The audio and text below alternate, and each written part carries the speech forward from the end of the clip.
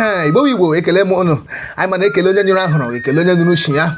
Maka na emenyere nwa ogwugwu, bịa menyekwere nwa nọsi ike. Bịa menyekwere ada nne eke nọ n'ụlọ iru ala.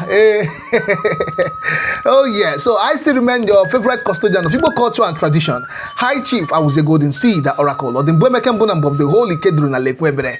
Oh yes.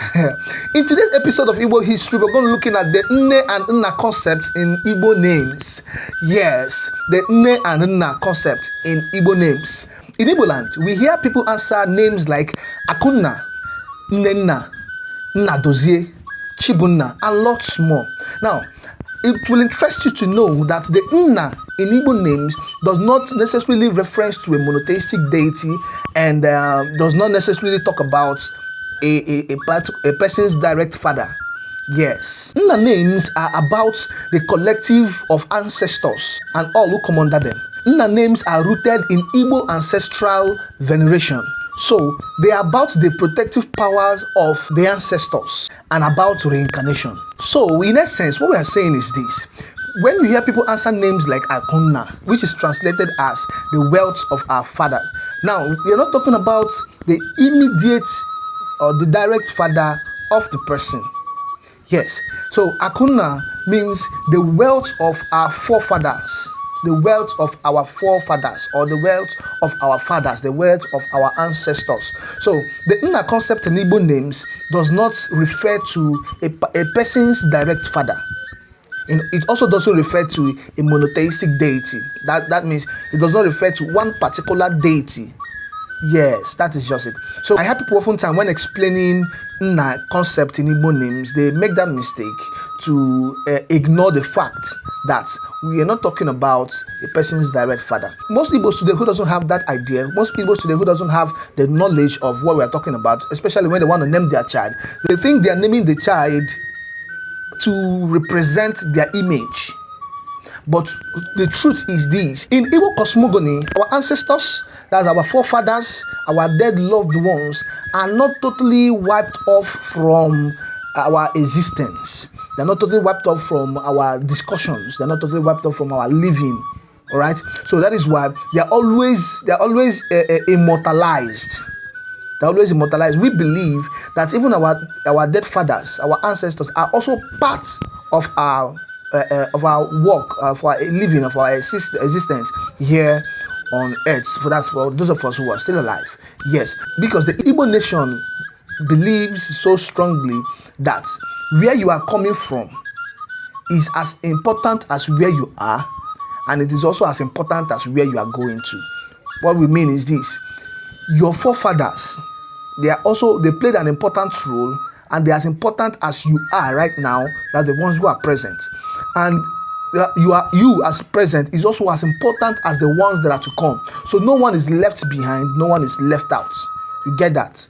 All right. Now, the collective of ancestors is represented by entities like the sky, Igwe, or the sun, Anyanwu. So this is why there is emphasis on embracing and holding on to and remembering fathers in these names. So Nna could stand in for the lineage which forms the base of Igbo societies. So these names may also be about the maintenance of good relationship with the lineage. Okay, now Nnamdi as a name also does not just reference reincarnation, but is also a declaration of the potent and present force of the ancestors. Yes, so the name Nnamdi, which means our fathers are alive, or our fathers are, or my father is. Nnamdi, my father is present, our fathers are present. It does not just only reference reincarnation of our forefathers, but it also serves as a declaration to the present force and the potent force of our ancestors. Yes. Now, you should know that reincarnation is one of the potent forces of our ancestors, because in Igbo land, we believe in reincarnation. Incarnation, we call it Iyowa. There have been several incidences of a father or a grandfather who passes on to the other side of the world, and the newest born baby that probably is being given birth as at that period when the grandfather dies happens to carry all the natural birth marks that the father or the grandfather had when he was alive. And in most cases, we see them acting, behaving, reasoning, and talking in just the very way the grandfather did. And when we see those signs, we say, our father has reincarnated. Okay, so in Igbo land, we believe in reincarnation, that there is no total wipe out of a particular person or a particular soul in Igbo land. So it's more like a recycling of souls. Yes, so I'm telling you what we believe in, what is obtainable in Igbo land. Yes. So on the other side, there are the NNE names. The NNE names, just like the NNA names, also represent something very significant in Igbo land. The NNE names represent the feminine forces, particularly or in most cases, referring to the Allah. Allah is the Mother Earth. Okay, so when you hear people answer names like Nnenna, Nnenna, people answer it a lot in Igbo land. Nnenna, we are referring to the Mother Earth as the mother of our forefathers. Yes. So whenever you hear the Nne in Igbo names, we are most times referring to the feminine forces that are potent, recognized, and reverenced in the Igbo land or in the Igbo culture. And most times we're talking about the Allah. The Allah, that's the earth, the Mother Earth. It's called the Mother Earth. Mother Earth is a feminine force of fruitfulness. Mother Earth is a feminine force of peace. Mother Earth is a feminine force of provision. Yes. So, and a whole lot of things. Mother Earth also represents fertility. Mother Earth also represents life. Ndo. Life, ndo, fruitfulness, omumu, fruitfulness and fertility, omumu. So that is about that.